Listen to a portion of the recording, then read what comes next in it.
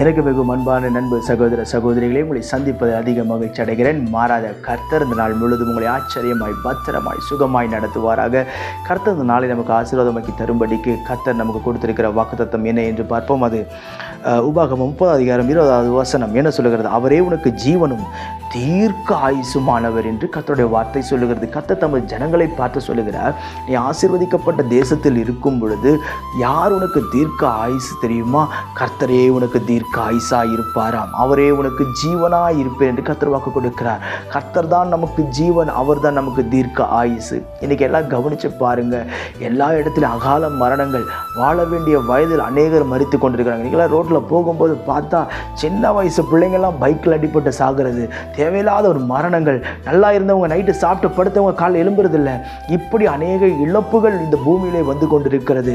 இப்படி இருக்கும் பொழுது நமக்கு எது தீர்க்க ஆயுசை கொடுக்கிறதாம்?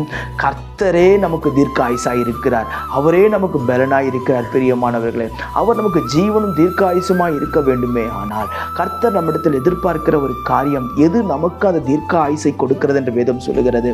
நீதிமொழிகள் 3:1-2 சொல்லுகிறது, என் மகனே, என் போதகத்தை மறவாதே, உன் இருதயம் என் கட்டளைகளை காக்க கடவது.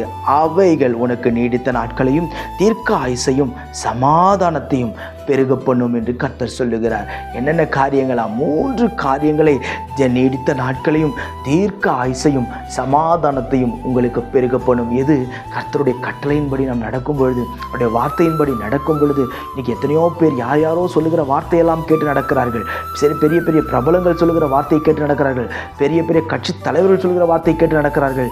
இன்றைக்கு கர்த்தருக்கு பயப்படுகிற நீங்களும் நானும் அவருடைய வார்த்தையின்படி நடக்கும் பொழுது, அவருடைய சத்தத்திற்கு கீழ்ப்படிந்து செயல்படும் பொழுது, கர்த்தர் சொல்லுகிறார், தீர்க்க ஆயுசையும் ஜீவனையும் நான் உனக்கு கட்டளையிடுகிறேன் என்று சொல்லி நீங்கள் அலையாதிருப்பீர்கள், நிறைந்திருப்பீர்கள், சந்தோஷப்படுவீர்கள். நான் உங்களுக்கு ஜெபிக்கட்டும். பரலோக பிதாவே, இந்த வார்த்தையெல்லாம் கேட்கிற நண்பு சகோதர சகோதரிகள் ஒவ்வொருவருக்கும் நான் ஜெபிக்கிறேன். பலப்படுத்தி சகாயம் பண்ணும்.